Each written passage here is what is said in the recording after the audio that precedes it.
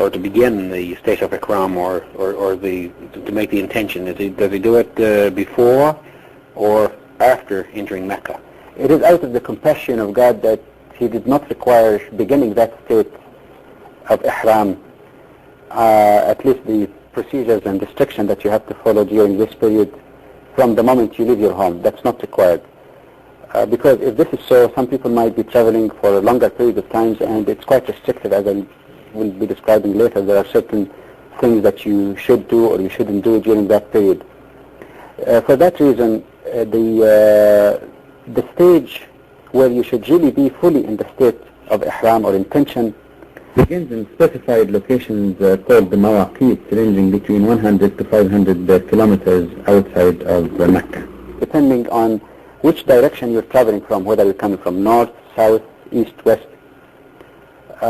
You cannot pass that point, which is very close to Mecca, without really being fully in the attire and the state of intention to perform the pilgrimage.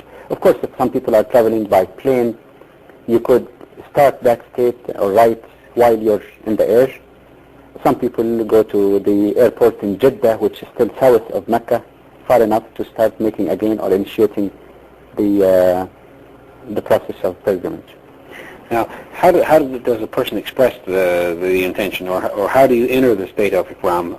I mean, is there any particular thing that an individual has to do, any particular rite or any particular observance that's needed or necessary? What is more important than rite is the intention. Because in Islam, every deed really should be preceded by intention. A person before doing anything should always think why he's doing that and get it in his heart. He doesn't have to utter certain words, but he has to have the clear intention in his heart of why he's doing this. In this case, then, one would have the intention that he is beginning to perform this required worship out of obedience and submission to the will of God and in the pursuit of his pleasures.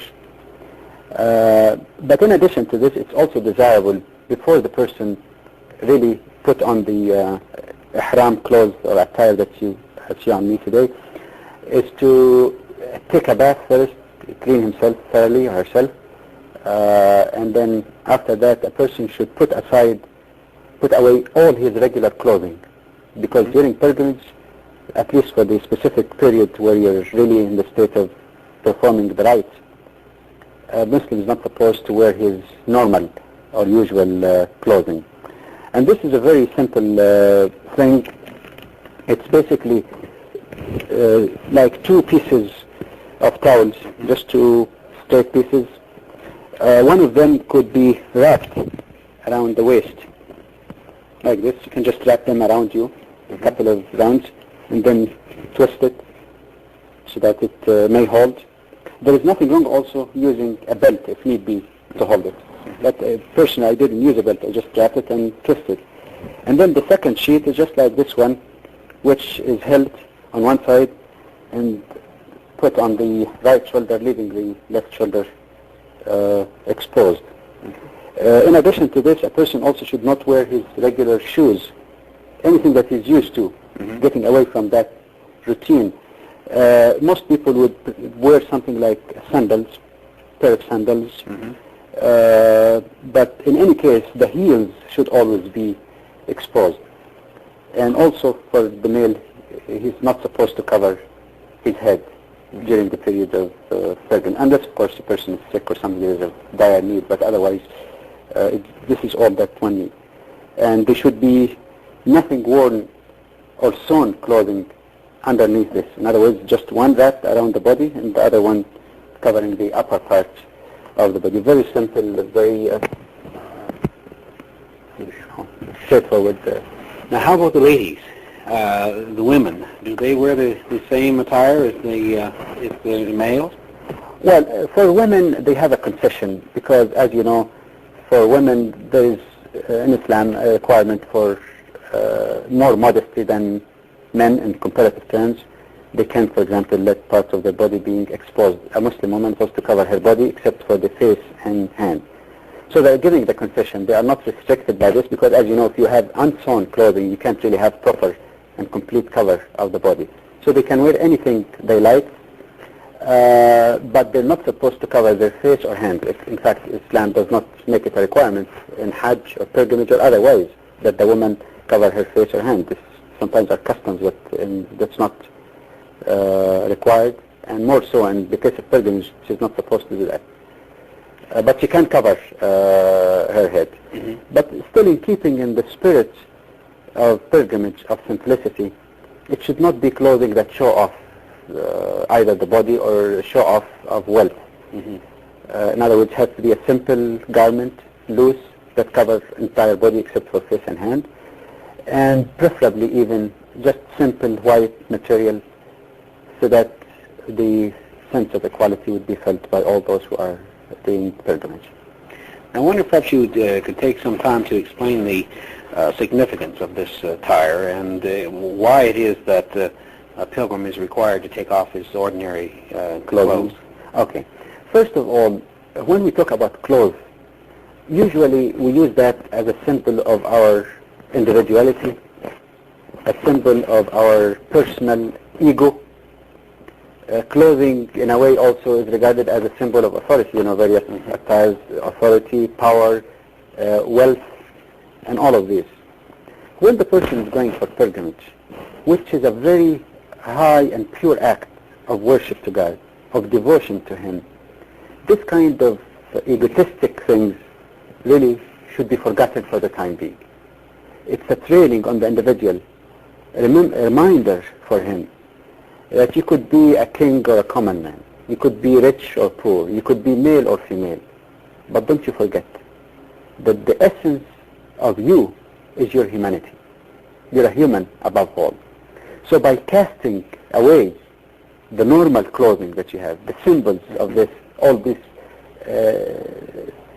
false symbols that some people usually take as expression of superiority, you put that away and just be a human. This way you find everybody, the rich, the poor, people from different professions. You can get a professor, medical doctor, Philadelphia lawyer would have to take off his three-piece suit. Exactly. So whether it's three-piece suit or whatever, everybody is the same, and everybody wearing the very same simple material. This is really an expression in a practical manifestation, a practical way of the true essence of human brotherhood and equality. Now, over and above the observance of this attire, are there other things which have to be observed? Certainly. That's why I mentioned earlier that the specific restrictions are limited, in fact, because you can do things only when you're entering the state of consecration, the state of intention. That's why it's not required from the moment you leave your home. At least some of them are not. But the things that are especially emphasized is that one should abstain from any disruptive act. He should always watch himself or herself. In fact, one verse in the Quran describes that beautifully. It says that pilgrimage is done in a certain or appointed times, and whoever is going for that pilgrimage, he should totally abstain from any indecency in words or deeds.